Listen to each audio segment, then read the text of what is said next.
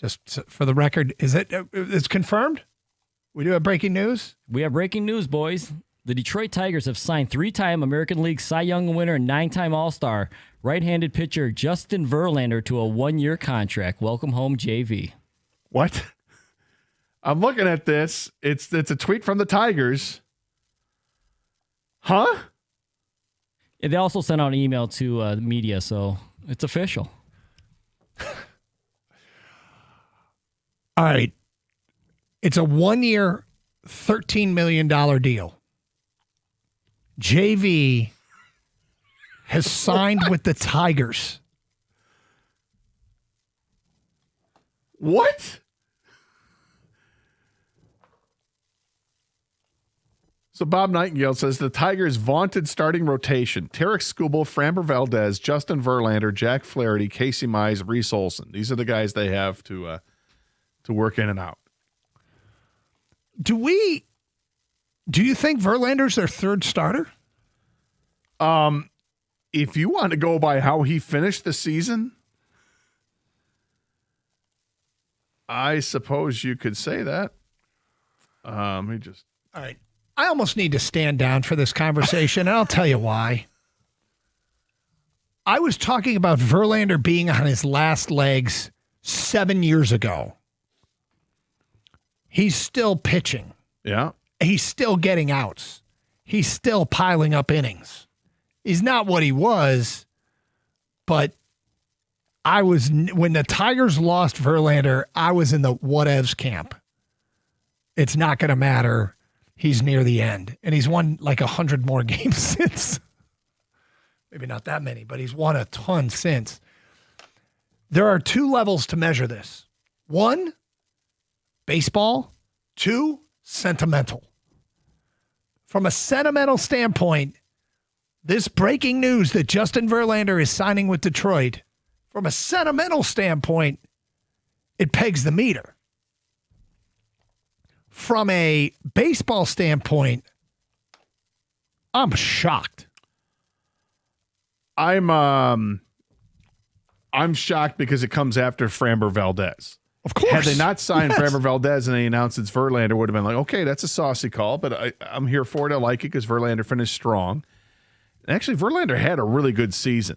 If you go month by month, what he did, struggled to start the year. In 6 starts in April and March, he had a 4.7 ERA. Brought it down in May. It was at 3.8. In June, it was right at 4. But you look at August, 3.62. In September, in 5 starts in September, it was a 2.08 earned run average. The Tigers are now handing out $13 million sentimental contracts. They went from being considered I know it's an over-exaggeration. but think about the impression of this team 1 week ago and how quote-unquote cheap they were. They'd offered Tarek Skubal what people thought was an insultingly low contract. They hadn't signed a significant free agent. Then they go hand out the largest contract ever handed to a left-handed free agent starter ever, and they're handing $13 million on a, hey, buddy, come home contract to Justin Verlander. It's gone from 0 to 10. This is wild. This is definitely wild. So Verlander, the second half of the season, 14 starts, 2.99 ERA. That's what he did last year in the second half of the season. I think it's interesting. Like the Nightingale tweet where he mentions the 7 guys in the rotation that you could have. Is it far off to think that they could, you're going to give a guy a couple extra days off and you never know what the rotation's going to be? It's not necessarily a 5-man rotation because you have so many guys that can start that maybe you go with a little bit longer.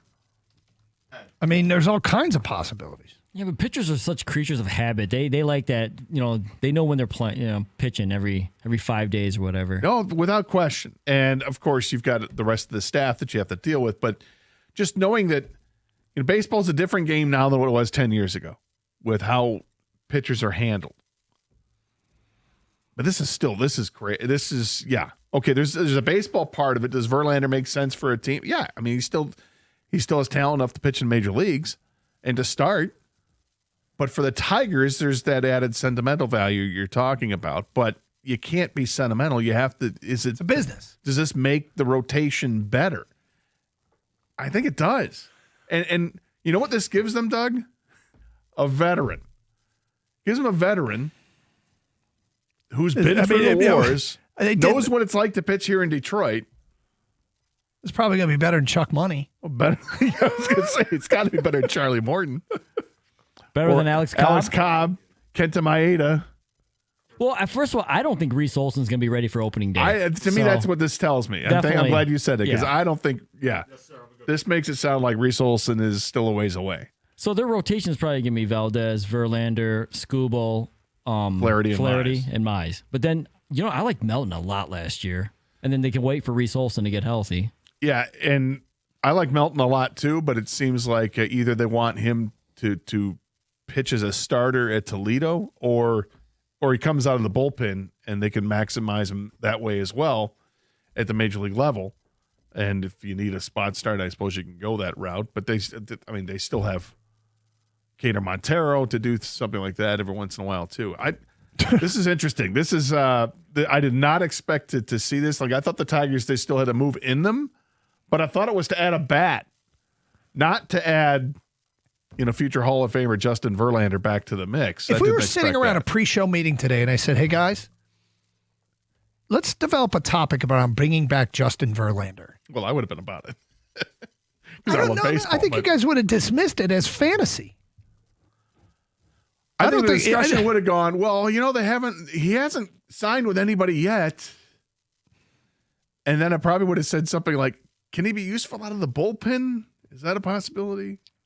But I'm startled by this. All right. Absolutely startled by Detroit, what do you think? 248-539-9797. Justin Verlander, 1 year, $13 million with the Detroit Tigers.